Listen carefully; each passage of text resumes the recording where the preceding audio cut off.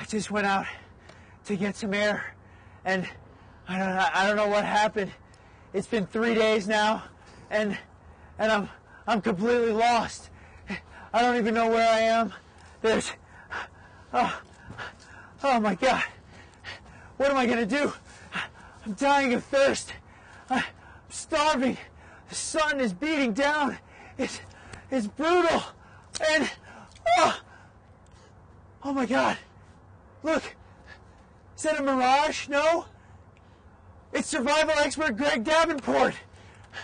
Oh, I'm saved. I'm saved. Right. Oh, good to see you. I heard about you. I was watching the news, and I heard you were out here, and I thought I'd come out and see if I could help. Okay, so, how do I get out of this? Well, first off, you shouldn't be in this situation. And second off, I don't know why you're walking down this dry riverbed. But nevertheless, you are in this situation. And unfortunately, you haven't prepared very well. As you can see, Ori, all you have is the clothes on your back. And you know what? There's a ton of stories of people who have found themselves in similar situations and had to survive and get out and get back, or perish, which is not an option. I don't want to perish. Right, no, perishing is bad. When I teach survival, I talk about a lot of things, but if I'm going to hone it down into 3 basic things, the first thing is you need to stop and stay put. Now, it looks to me like you've been wandering around. And you know what? That means that search and rescue has been looking for you in your last known location, and you've been moving further and further and further out of that search pattern. Bad, bad, bad, or very bad. But I thought I knew which way I was going. Common mistake. But yet 3 days you're wandering, I'm thirsty, I'm dry, I'm lost. At that point, you know when you're lost. When you think you're lost, you are lost. Stop, stay put, because that's where search and rescue is going to come looking. The second thing that you need to consider is meeting your needs, and you have 3 basic needs that you should consider. The first is to avoid exposure injuries. Now, right now, it's not too bad. You got on these cotton-like clothes, and it's not bad. That feels like it's all polyester, maybe. It's not bad because, you know, the temperatures are cool. It's nice. But at nighttime, you're going to be chilled. You're going to have some problems. So you need to be thinking about, how am I going to avoid that exposure issue? And in doing that, it starts with your clothing, which is basically, it's good to wear polyester next to the body, an insulating layer, and then an outer layer that's going to protect you from the wind and the moisture. We could go into great detail. We don't have enough time on that. The second thing would be, of course, to develop some type of shelter. You could carry a couple small items that would extend that.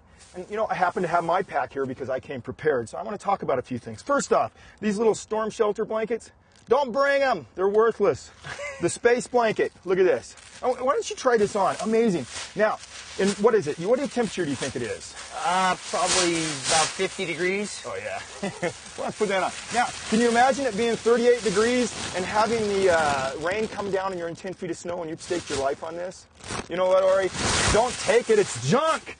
It's junk. Instead, why don't you consider bringing a 3 to 4 mil garbage bag? And I've already put a hole in here for you because I didn't want you to put your head over it and not have a hole. So that was nice of me. I appreciate that. Why don't you put this on and see how that covers? Put it down over your whole body and keep that little hood knot over your head like so, and bring that down. And you notice how you're standing here in these temperatures, how much warmer you are almost instantly when you put this on. It's pretty toasty in here, that's for sure. And this thing right here is helping you avoid exposure injuries far better than that cheap space blanket or that storm shelter piece of plastic. And I wouldn't even say it's cheap. This is probably, you know, you can get a box of these for 30 of these for the price of one of those. Almost nothing. It's so cheap. Other things you might consider are bringing something like a hooded all-weather blanket. And you can keep that on if you want. I imagine I was going to say, I don't know how this looks. But I wouldn't mind you trying this on. I want you to look at some different options here on how you can avoid exposure injuries. And if you try this on, notice that has a hood. Now, why did I have you keep your hood in that garbage bag? Because that's where the heat escapes. 50 to 70% of your body heat. And if you're going to be cold at night, you could wrap yourself in this all-weather blanket. And you could also use this as a shelter because it has grommets on it and you could tie it out. But guess what else? This also can be used as a signal. In the day when you don't need this as a shelter, on the snow, the orange side, and on the non-snow ground, the silver side. Excellent device, multi-use item. Avoiding exposure injuries starts with clothing, shelter. Third thing is fire. You know what? If you take care of your clothing and shelter, you don't even need fire.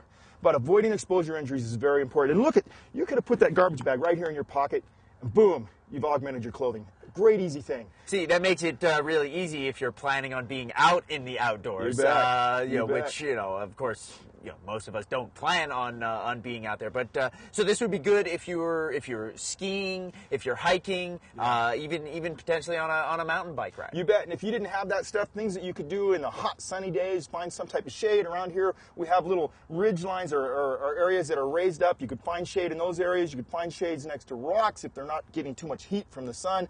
And at nighttime, you might be able to find tree wells, or you might find some rocks that have absorbed heat during the day that would help protect you. But you're going to have to find something that Mother Nature provides you, and each situation is going to dictate what you would use in that circumstance. You're not going to have, I can't tell you, use this, use this, use this.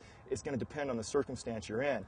But you have to protect yourself. Clothing, shelter, then consider fire. Once you've done that, and even during that time, and the other things you have to think about is avoiding dehydration. So stay hydrated. How do you do that? Number one, you carry water with you. But inevitably, after a couple of days, you'll run out. Right, right. So then what do you do? Well, you know what? If you had vegetation out here, not this dead vegetation, but the green vegetation, we have some grass around here and things like that, and you had something like a gallon Ziploc bag. I don't have one of those here with me, but if you had a gallon Ziploc bag, a clear bag, you could actually put that vegetation in there, set it out in the sun, and the condensation from that green, non-poisonous vegetation would start to form and then pool down, and you could get water from that. And that works pretty good in a desert environment. Or you could take, if you had a bigger clear bag, put it over, a green vegetative type plant or a shrub, and then move that every 2 to 3 days, and that's going to give you condensation moisture. In other areas, you're going to look for sign. Animal trails that merge together to form one. That's a good indication it's heading towards water. Things like low-lying ridge lines that come together. A lot of times water will be down there, but you have to be aware of what's around you, and you have to look for those resources. But you have to make sure you stay hydrated. 3 days maybe 4.